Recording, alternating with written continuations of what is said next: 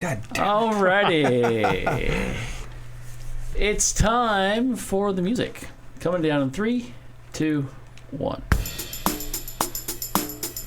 It's time for Clubhouse Chatter.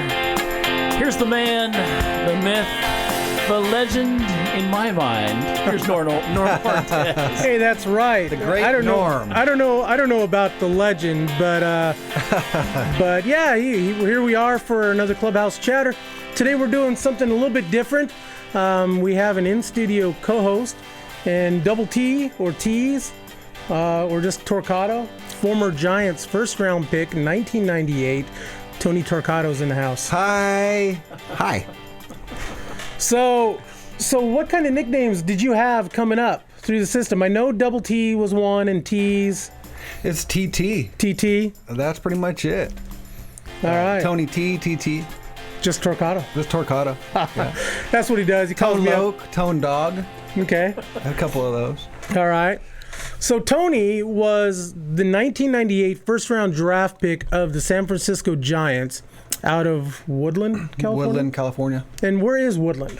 It's about 20 miles from Sacramento. Okay. About 8 miles from Davis, that area. Right. So did you grow up a Giants fan? I did. I grew up a Giants fan. But my first Major League game was an A's game. Oh, wow. It was in like 1988. My dad took me. It was against the Yankees. Dave Stewart. Yeah. The Bash Brothers. The Bash Brothers, yeah. Yeah, Brocious was on that team, too, wasn't he? I think he no, was. I think he was in the minor leagues at that time. Brocious was a big A's guy. He played for the A's. So, Scott Brocious, local guy. I coached against him in the Oregon Futures game. Yeah, his son a couple years ago. Yeah, his son David signed with Oregon State. Oh, did he really? Yeah. I didn't know that. As a pitcher. He was a good left-handed pitcher. He's a good athlete. He's good. He's a good athlete. So you grew up a Giants fan. So 1998, you get the phone call. Do you remember who called you that day? They actually didn't call me. They called my the Okay. So it was the area scout, Doug McMillan. Okay. And at that time, I was actually making my bed. And then he called my dad and gave him the news. And then I got on the phone with him. And I was just like shocked. I mean, I didn't know I was going to go that high. But during the season, there's at least 15 scouts at each game I played in. And so I had a lot of visits from the scouts, a lot of interviews at the house. And, they're saying anywhere from the second round to the fifth round. Wow. So I knew I was going to get drafted high, but not in the first round. And I had a little leverage. I signed... I had a full ride scholarship to UNLV. Okay. So I kind of used that for bargaining power, and so that I maybe got drafted a little higher than what I was supposed to. But, it worked out, man. I grew up a Giants fan, and, I was blown away. The Giants, they're my favorite team growing up. So. Yeah. Yeah, it's crazy because I'm a Giants fan by default, and I get a lot of crap about, the diehard Giants fan, but I grew up a Braves fan in Idaho. And then, so I went to work with the Arizona Diamondbacks, spent a season in Lancaster, and that's when I actually became a Giants fan because our trainer was Rob Nepper, who you dealt with as a Giant as well. And so I became really good friends with Rob, and on our trips up to San Jose, he started introducing me to everybody. The night that hooked me was the night that I had dinner with the Davenports, and I was able to see the Giant experience. Mm-hmm. And I mean, that's what caught me, was just how it was a family. And the Diamondbacks, I mean, a great organization, but they're still a new organization, for the most part. But they didn't have that. They didn't have that what the Giants had. And they still do. The Giants still have that because even a lot of the coaches that coach me or in the Giants system are still in the system. Yeah. As a rover or a player development guy, Shane Turner, he's been in the Tidrow. Dick Tidrow, Bobby Evans is the general manager. Another guy I talked to, Burt Bradley. He was the pitching coach in Fresno in 2002, and now he's the roving pitching coach. Mm-hmm. But he's been in the system for over 15 years. Shane Turner, like 20. Bobby Evans, 20. Tidrow's been, I don't know, since 96. The Ninja? The Ninja, yeah. The Ninja?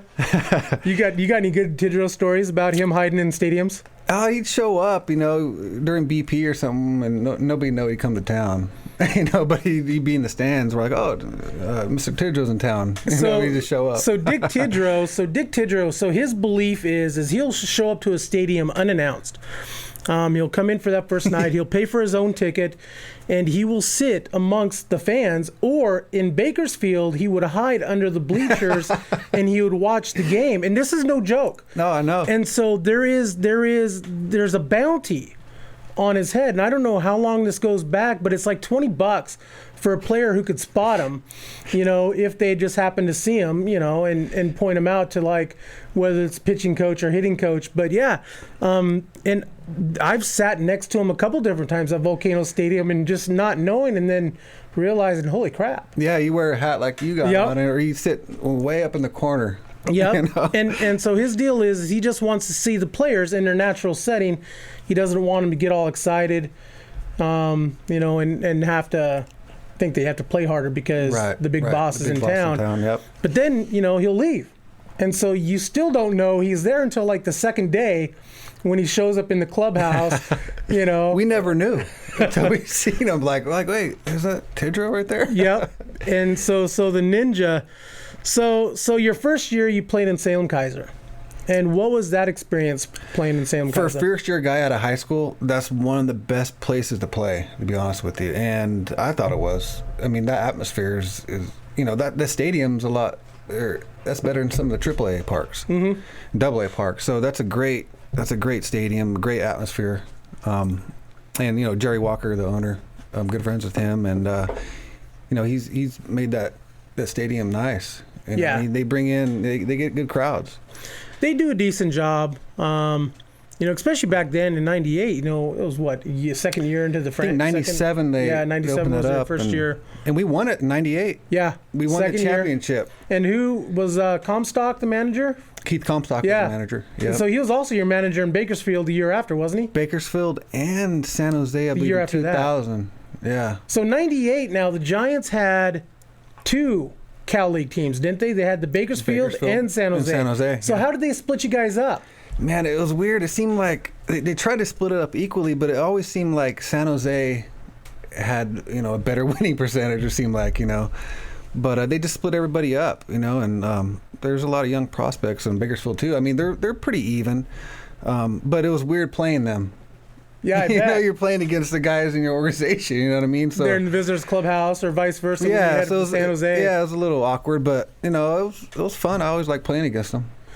So now you also played for one of my favorite baseball guys, period, and that's Len Sakata. Oh, Lenny. And what was playing for Lenny like? I like Lenny. Yeah, he was pretty kicked back. He coaches in Japan now, I think, or from what I heard. But he was a good guy to play for. I like playing for Lenny. A lot of people don't like him. That's what I heard. He's straight up. He's straightforward. From what I've seen, he's honest with you, and he doesn't beat around the bush. But every manager I've had, I always liked. So, I like playing for him. Do you have a favorite that you played for? I wouldn't say I have a favorite. I think I liked all of them, to be honest with you. But I mean, I had Comstock for 3 years, so I kind of knew him a little better than most. But Comey he was a classic too. He was a classic. Yeah, sometimes he'd get pretty pissed off, and throw hot dogs, in the clubhouse and hamburgers and stuff after the game. But yeah. No, he was good too, and all those guys are knowledgeable. I learned a lot from every manager. I've heard some great Shane Turner stories as well. You want to talk about another fiery guy? Yeah, Shane. I've heard of him just hopping up on the table and doing a Jack Lambert and just threatening to take on anybody and everybody. Yeah, Shane definitely didn't take any crap, but I actually like that about him. Yeah. There's a couple times where he got pissed at me and stuff, but that's all for the better. Right. It wasn't but shoot, all the managers I had got fired up. Do you have a favorite year that for you? What was your favorite year out of all the years you played minor league ball? I'd have to say probably 2000. And you were in California League. Okay, Cal League, San Jose. Yeah. I don't know. I just like playing in San Jose, in the Bay Area, and that was that's probably my best year I had in the minors. Was 2000. I think I made the All-Star team that year. I was leading the league in hits and doubles. And actually 01 though, I had a pretty good year also. But I went from single A, double A to triple A all in 1 year. Wow. So I went to every level. So double A was in Shreveport? Was 01 in Shreveport? It was in Shreveport, yeah. And Bill Russell's the manager that year. Okay. And I believe Nepper was there that year with you guys. I think he was. I believe. Because he's a Louisiana boy, so... Yeah, I mean, Shreveport, that was a tough place to play. Was it? It was, man, it's so humid that I would just keep sweating and sweating. You felt like, I looked like a little pencil out there, Right. I was like 185 pounds, it seemed like. I don't know, something about that place, but, double A, man, double A is a tough league. If you can make it out of double A, then you got a shot. You got a shot because double A is very tough. Well, now you got guys getting called up from double A. Back then you didn't have. You probably had to go to triple A, right? You have to do a year at triple A. But a lot of guys, especially high round draft picks these days, the game's changed a lot, I think. Yeah. And a lot of guys go from double A to straight to the big leagues. So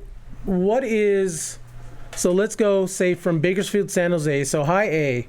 What was the big difference from high A to double A? The big difference in play? I think it's the pitching. That's what I think. I mean, when you get to double A, the pitchers know how to pitch. I think in single A or high A or any A-ball level is a lot of guys, they're throwing 95. They're not hitting their spots. Right. But they got great arms. And that's but you go to double A, they know how to spot up. They can throw all their off-speed pitches for strikes, stuff like that. So, I think just in single A, you got a lot of power arms, a lot of prospects just trying to bring the heat. And that's one of the stories that I've told before was in Lancaster in 06, Bartolo Colon started for Rancho Cucamonga on a rehab assignment, and our kid that night threw 95, 96. Mm-hmm. But Bartolo no-hit us for 5 innings because he spotted everything he threw. I mean, everything he threw where he needed to throw it to. I mean, the command was amazing. The command, when you get to a certain level, the command is actually, that's where it's at. The guys just spot up, hit their spots. They know how to pitch. If they see you crowd in play, they're going to bust you in and they'll throw something soft away, make you chase or something like that. But I think when you get past double A, they're crafty. Yeah. And so what's the big difference between double A and triple A? Same thing, and then hitters are starting to be able to recognize the curveball. Right, when you get to triple A, the hitters are they're big league hitters. You get to triple A, the hitters there can hit in the big leagues. Right. And the pitchers there, you're not going to see a whole lot of guys throwing 98. You're going to see guys throwing 90, but they hit their spots. They got movement. They could get you. They could throw any pitch over for a strike any time in the count.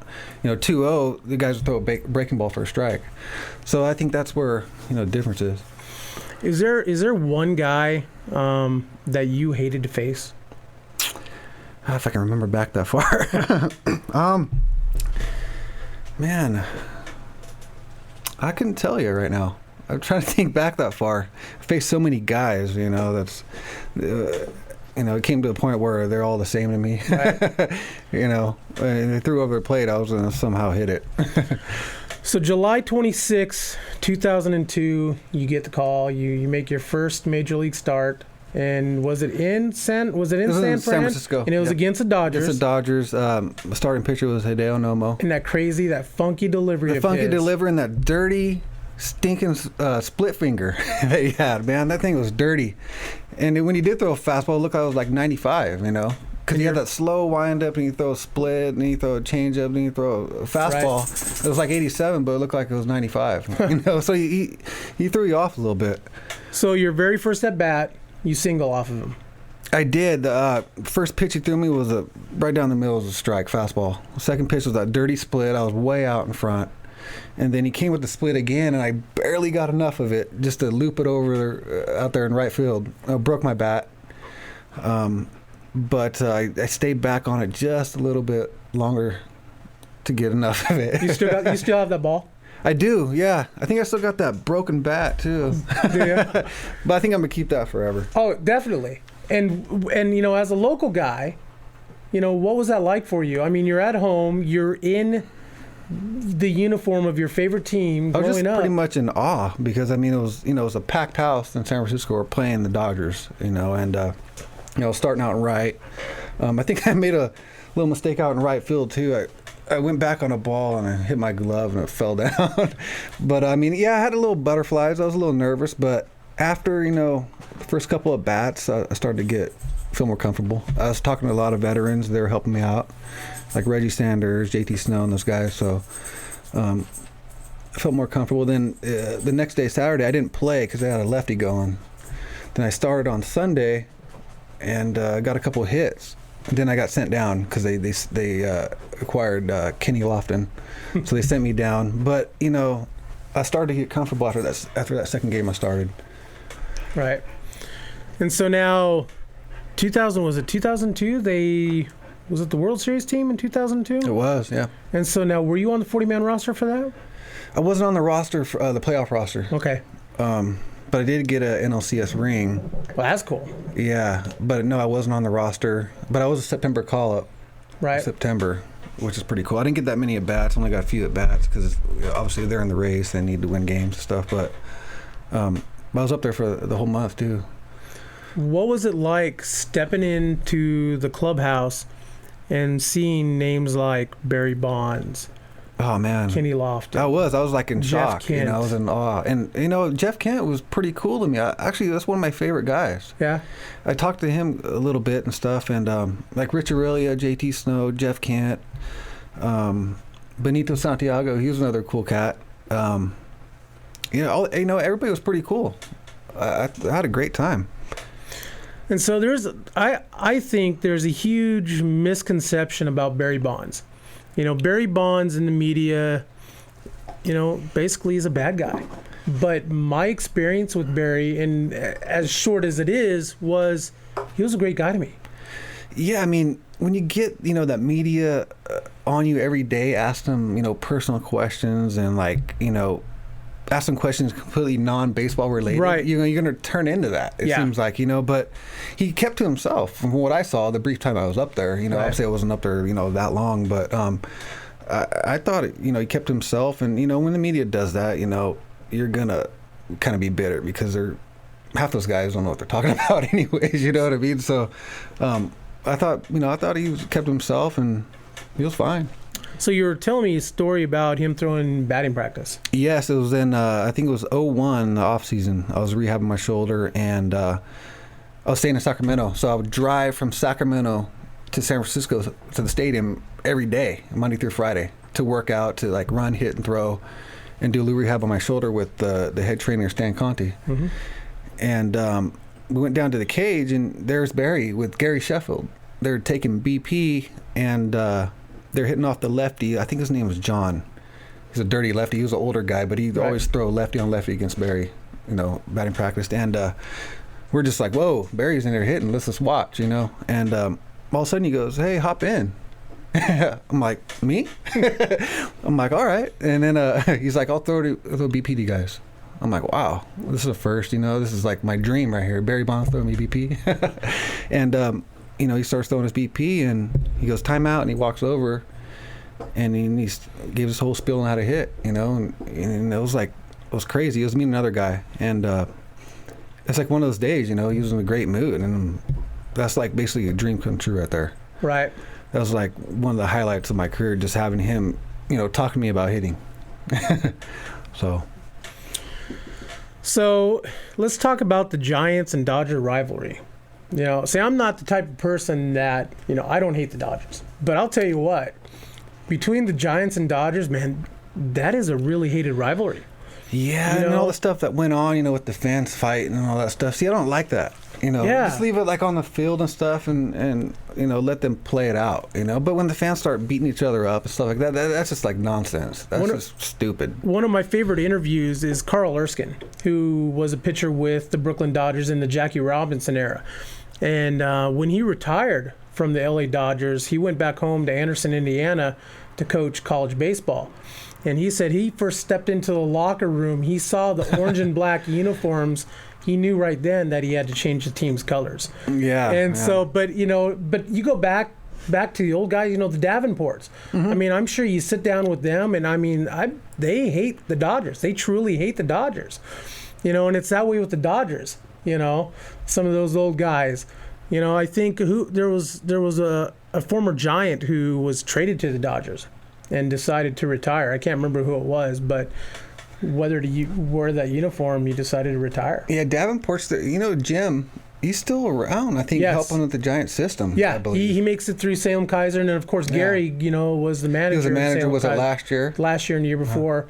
But yeah, the Davenports, man, they come through all the time. Great people. That's what I'm saying. Like, a lot of those guys are still in the system. Like when I played, right? A lot of those guys are still there. Doing something with the Giants. So I think that's pretty cool too.